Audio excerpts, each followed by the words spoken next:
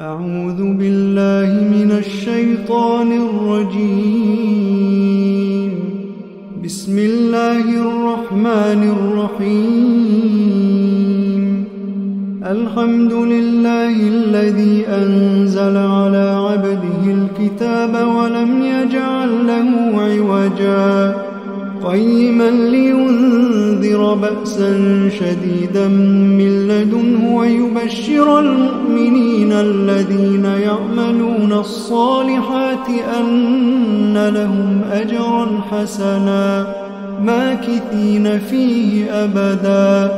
وينذر الذين قالوا اتخذ الله ولدا ما لهم به من علم ولا لآبائهم كبرت كلمة تخرج من أفواههم إن يقولون إلا كذبا فلعلك باخع نفسك على آثارهم إن لم يؤمنوا بهذا الحديث أسفا إنا جعلنا ما على الأرض زينة لها لنبلوهم أيهم أحسن عملا وإنا لجاعلون ما عليها صعيدا جرزا أم حسبت أن أصحاب الكهف والرقيم كانوا من آياتنا عجبا إذ أوى الفتية إلى الكهف فقالوا ربنا آتنا من لدنك رحمة وهيئ لنا من أمرنا رشدا فضربنا على آذانهم في الكهف سنين عددا ثم بعثناهم لنعلم أي الحزبين أحصى لما لبثوا أمدا نحن نقص عليك نبأهم بالحق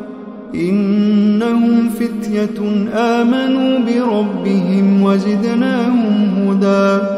وربطنا على قلوبهم إذ قاموا فقالوا ربنا رب السماوات والأرض لن ندعو من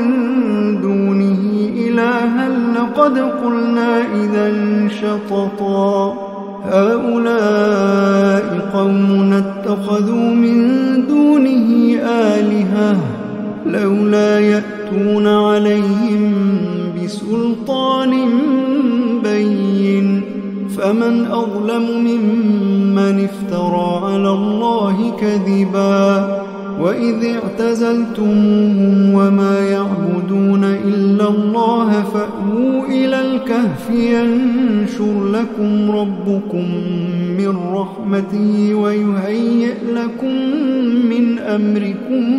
مرفقا وترى الشمس إذا طلعت تزاور عن كهفهم ذات اليمين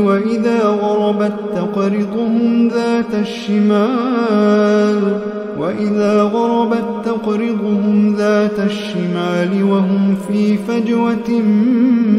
منه ذلك من آيات الله من يهد الله فهو المهتد ومن يضلل فلن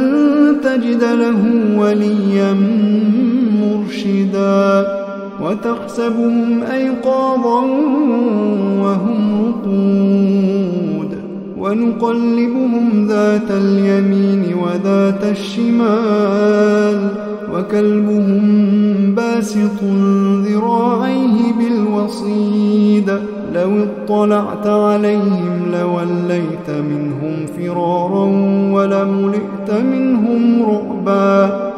وكذلك بعثناهم ليتساءلوا بينهم قال قائل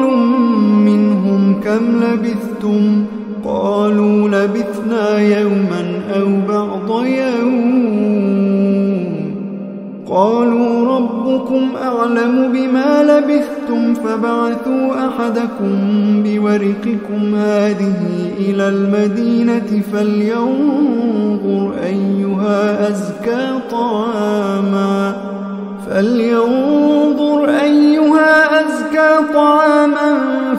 يأتكم برزق منه وليتلطف ولا يشعرن بكم أحدا.